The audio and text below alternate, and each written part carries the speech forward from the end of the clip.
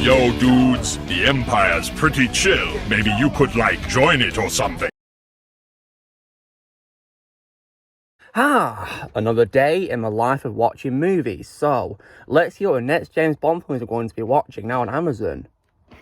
Oh, look at this. A Casino Royale movie from 1967. Well, I did love a Daniel Craig movie in 2006. So I wonder what this one's going to be like. Yeah, I'm definitely going to give this a watch. And by the way, guys, I'm pretty sure my future self might probably show up any moment now. So I'm going to go hide behind my door, okay? So yeah, I'm going to do that right now.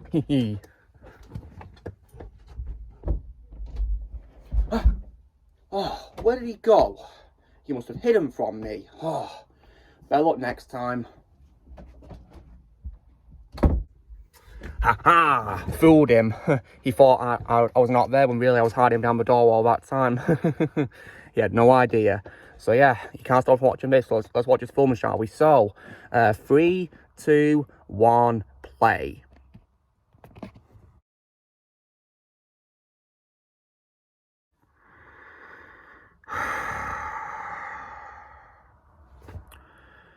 Why did I hide from my future self? Why?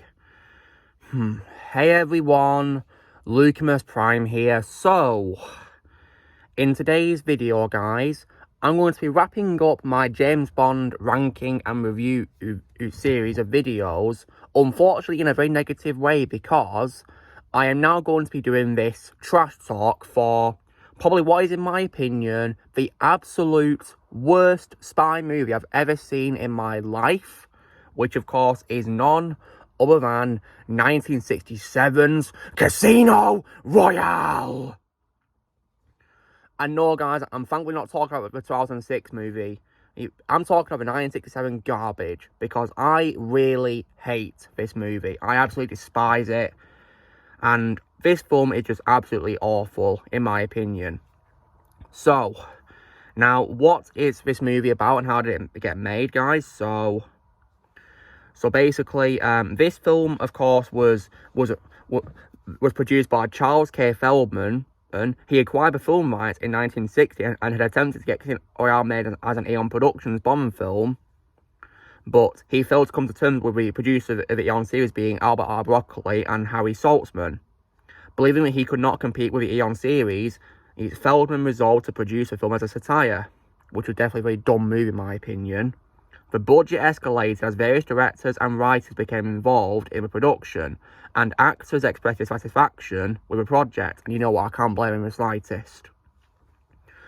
The film was released on 13th of April 1967, 2 months before Eon's 5th Bond movie, You Only Live Twice, which in my opinion was miles better than this awful movie. The film was a financial success somehow, grossing over $41.7 million worldwide. And Burt Bacharach's musical score was praised, earning him an Oscar nomination for the song The Look of Love. The critical reaction to Casino Royale, however, was generally negative, with many reviewers regarding it as a bit baffling, disorganised affair. And you know what, I couldn't agree more with that.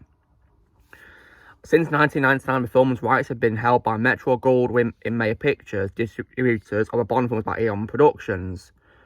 When it comes to my reaction to this movie, so last year, guys, I watched this movie after I filmed my review for Batman Returns, and during my James Bond movie, the classic movie marathon on Amazon Prime, and oh my goodness, this is one of the worst movies I've ever seen in my life. And as I just said at the start, guys, in my opinion, it's the worst spy movie I've ever seen in my life. It's just an absolutely dreadful, horrible mess of a movie, in my opinion.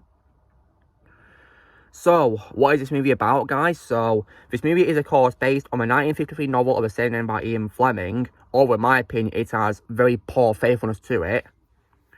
The film stars David Niven as the original James Bond, who in this film is called Sir James Bond 007. Forced out of retirement to investigate the deaths and disappearances of international spies, he soon battles the mysterious Dr. Noah, played by Woody Allen, and Smersh. And the film also has a very dumb tagline, guys, which is, Casino Royale is too much for one James Bond. And it refers to Bond having a ruse to mislead Smersh, in which 6 other agents are pretending to be James Bond.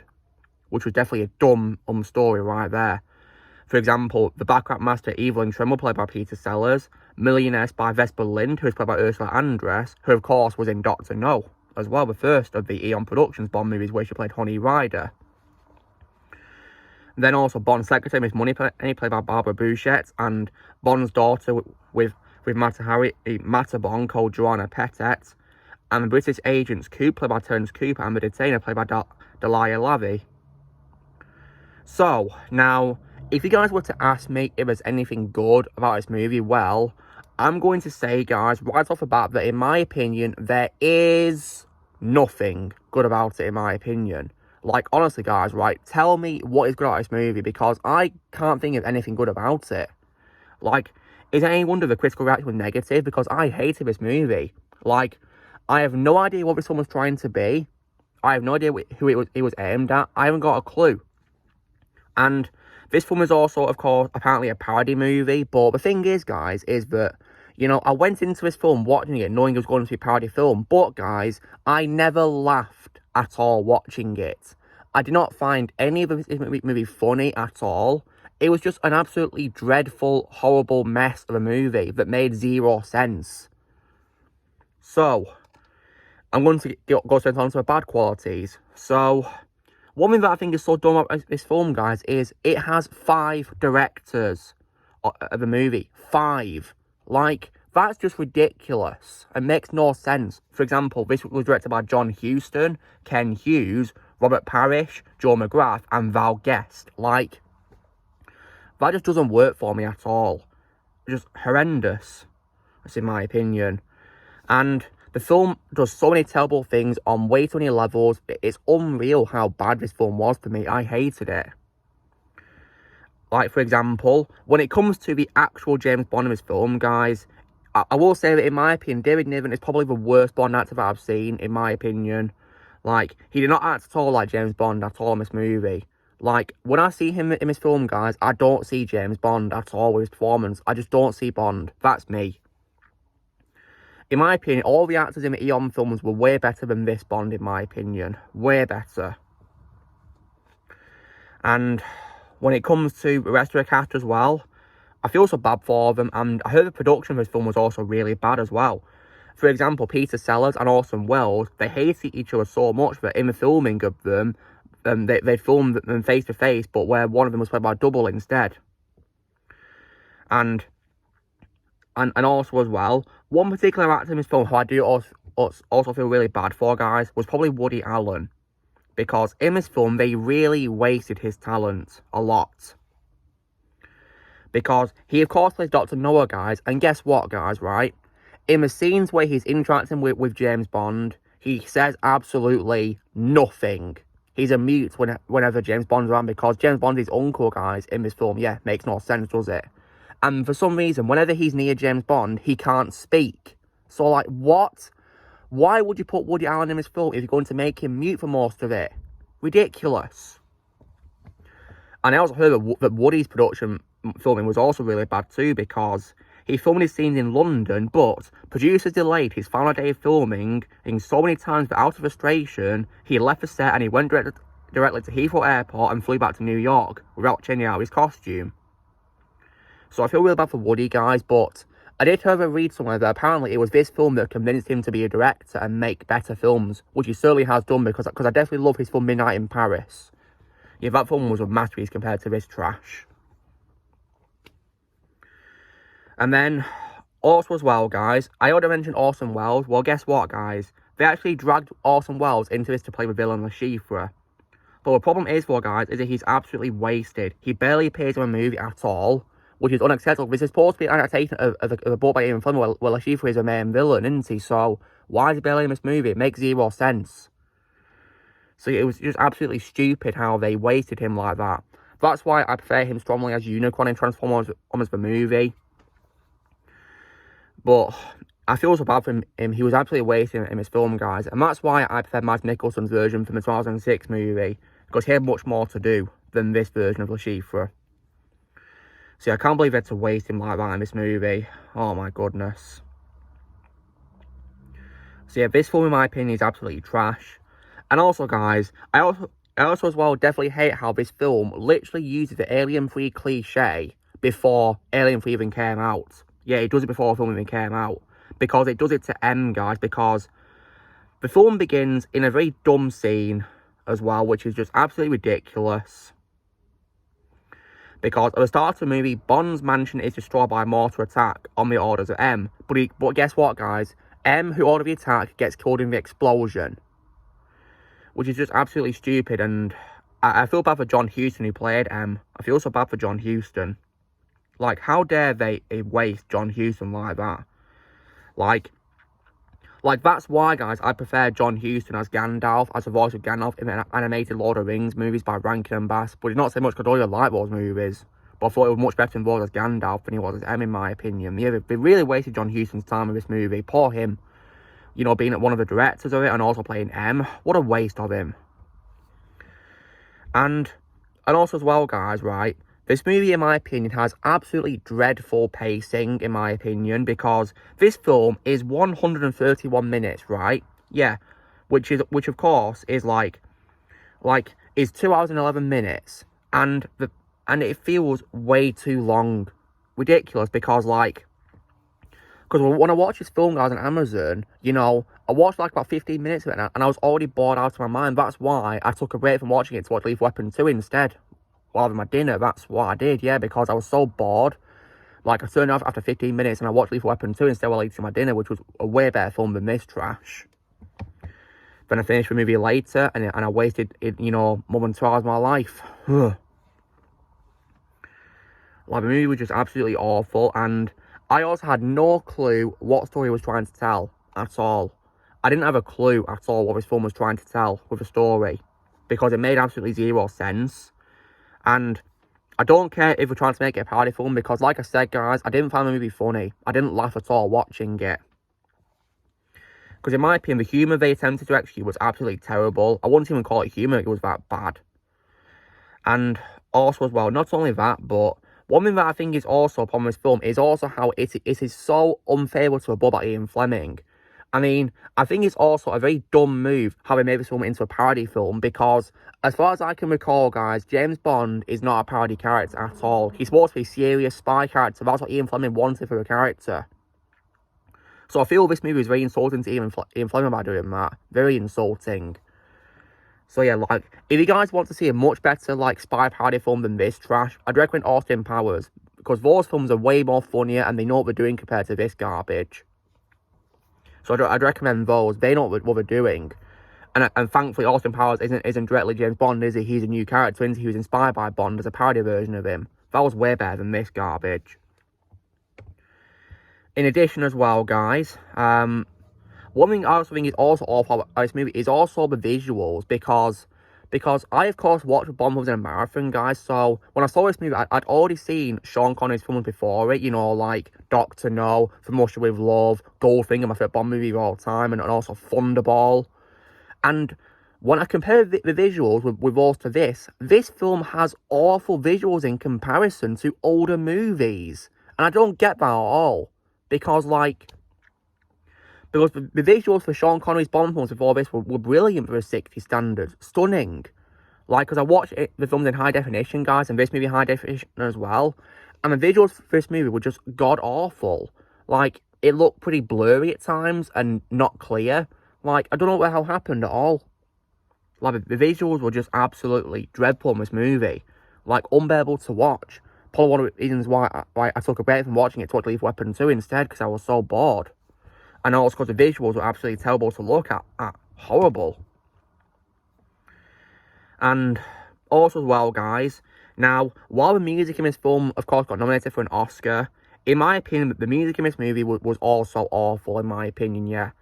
Because, yeah, not even music, in my opinion, could save a movie as far as I'm concerned. The music was just absolutely horrendous to listen to. Like, I think the opening credits for the film are also definitely a sign it's going to suck as well, because, like, the opening music for the film literally feels like a Tom and Jerry skit opening. It literally feels like that. It doesn't feel like that at all. Like, it doesn't feel like James Bond. It feels more like a Tom and Jerry skit opening than a James Bond movie. It doesn't even play John Barry's iconic theme either, which is just ridiculous in the opening. Like, the music in the opening credits was just absolutely awful to listen to. Definitely a red flag, which I wish I'd turned it off when I listened to that music, because the music was just absolutely dreadful in my opinion. And what's also dumb is that the film also bills Orson Welles above Woody Allen in the opening credits, even though he barely has any screen time in the movie. So yeah, misleading credits right there. So yeah, in my opinion, guys, Casino Royale 1967 is trash. One of those films which in my opinion is nothing good about it. Thankfully, You Only Live Twice, released in the same year, was miles better than this garbage. Way better in my opinion. But yeah, this movie was just god-awful. I don't see anything good about it in my opinion, because it wasted a great cast of actors. And it also wasted Bernard Cribbins too as well, which was very unfortunate. Like, how could you waste Bernard like that? Ridiculous. That's why I prefer him way more in Doctor Who, of course. Yeah, rest in peace, Bernard. The film also wasted Peter O'Toole as well in this movie. So, like, I can't believe it's to waste him like that in this. And apparently, he accepted payment as a case of champagne. So, okay, I guess if Peter's happy with that, then that's fine, I guess. But still, how could you waste Peter O'Toole like that? Ridiculous. So, yeah, I can't believe we got Peter O'Toole in this. Just absolutely awful. Whole movie, in my opinion. We had to waste him like that. And also wasting Ronnie Corbett as well, one of her comedians, rest in peace. Among other people too. And also Jeffrey Bolden as Q. Like, ridiculous. This movie wasted so many great actors. It's unreal how many people it wasted. So yeah, that's all I can say, guys. In my opinion, Casino Royale 1967 is trash. In my opinion, nothing good about it. If you guys want to watch James Bond movies, I'd recommend to skip this movie and just go straight to You Only Live Twice after you've seen Thunderball for your own sake. Because this movie, in my opinion, is garbage. Doesn't need to exist at all. This movie and also the other non-canon movie, Never Say Never Again, are the only Bond films I'm never going to own on DVD or Blu-ray. I never will own them. I mean, I'll simply ask, guys, why should I own them? Why should I? I'm not going to own them. They're garbage, in my opinion. So yeah. And this movie is just absolutely dreadful, and I don't plan to watch it ever again in the future now that I've done this trash talk. I see no reason why I should watch it again. I'm not going to. Hell no. Because in my opinion, it's god-awful. And something I'd recommend you guys to avoid if you've not seen it. Because in my opinion, it's the worst Bond movie I've ever seen in my life. Like, guys, it makes the Bond films after which I hate look like masterpieces in comparison. Like, you know, Octopus and Die Another Day. Among many others too. Like, it makes four of them look like masterpieces in comparison. Even makes Never Say Never Again look like a masterpiece in comparison as well. Because that film, I thought, was dealing with thanks to Sean Connery and Rowan Atkinson. Other than that, no. But still, this film makes it look like a masterpiece, though. But it's not saying much, though. Anyway, guys, this video my trash talk of Casino Royale 1967. Trash movie, in my opinion. So, if you guys wonder what I'll give it out of 10. Because, like I said, guys, in my opinion, nothing good about it. I'm going to give it a most definite 0 out of 10. Because like I said, guys, nothing good about it. If I could give it below 0 out of 10, of course I would. But yeah, still. It's one of the worst ones I've ever seen in my life. I'd recommend you guys not to see it and just go straight to You Only Live Twice if you're doing a James Bond marathon. That's what I'm going to do in the future when I do a Bond marathon again. So yeah. Anyway, guys, so that concludes my ranking and reviews of James Bond. So in the future, guys, I will post reviews for the James Bond movies, which are part of, you know, like franchises for an actor. I've already done a review for On Her Majesty's Secret Service, and of course this trash talk of this awful movie. So yeah, but I will post reviews for the other Bond films, which I covered in my ranking videos. So yeah. So guys, as you know the drill, be sure to give this video a like. Also, be sure to let us know in the comments what you guys think of this movie. If you've seen it, let me know what thoughts. I'd love to hear your thoughts on this movie in the comments below. Also, be sure to join Team Pan by pressing subscribe for more in the future. If you would like to be a member, you can join using Peace Lads or your description. And for what it's worth, if you want to remember me, the name's Prime. Lucamus Prime.